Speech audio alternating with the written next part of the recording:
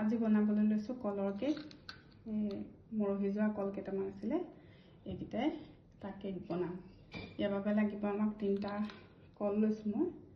তাৰপিছতে এয়া বগা আৰু ৰঙা আটা মিক্স কৰি লৈছোঁ, এইখিনি মই চালি লৈছোঁ। তাৰপিছতে এয়া এইটো কাপেৰে একাপতকৈ অলপ কম ৰিফাইন লৈছোঁ। তাৰপিছতে এয়া আপোনালোকে চেনিও দিব পাৰে, গুড়ো দিব পাৰে সিমানটো জোখত। মই কিন্তু আজি বনাম এইখিনি খাজুৰি, কেঁচা খাজুৰি দি। ইয়াৰ মিঠাটোৱে সৈতে মই আজি কেকটো বনাম। ইয়াৰ পিছত আপোনালোকে অকণমান কনডেন্স মিল্ক আছে যদি দিব পাৰে। মোৰ আছিলে কাৰণে মই দি দিছোঁ, নাই যদি নিদিলেও হ'ব। আৰু অকণমান বাটাৰ দিম। এইখিনি ইয়াৰ সামগ্ৰী, এইখিনি সামগ্ৰীয়ে মই আজি এটা কেক বনাম।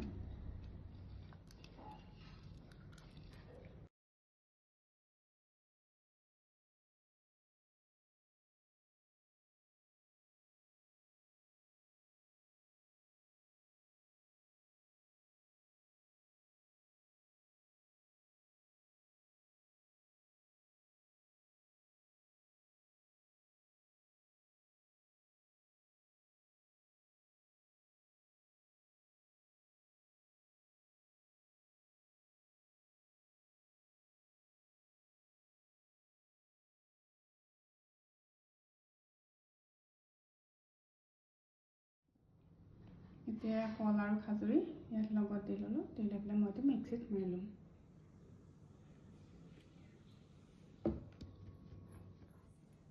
আটাখিনি দি মিশ্ৰণটো ভালকৈ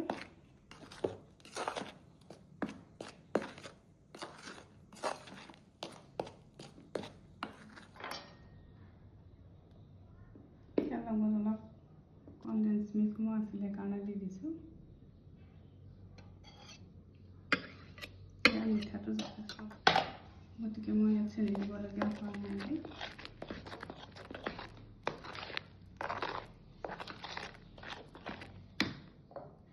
তাৰপিছত দিছোঁ মই ইয়াত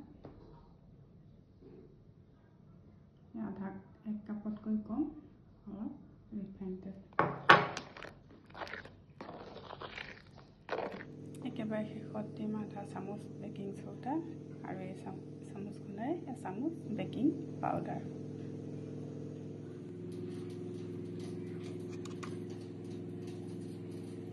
বেকিং চ'ডা আৰু বেকিং পাউডাৰটো মই একেবাৰে শেষত দিছোঁ।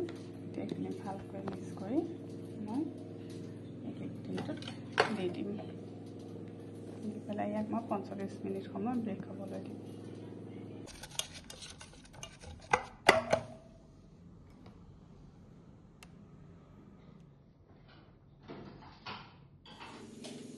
যিটো 10 মিনিট সময় বেক হ'বলৈ দিলোঁ, তাৰপিছত মই কেকটো ইয়াত ভৰাই ভালদৰে টেপ কৰি লৈছোঁ।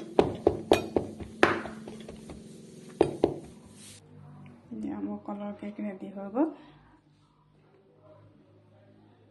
এবাৰ বনাই চাবচোন সকলোৱে।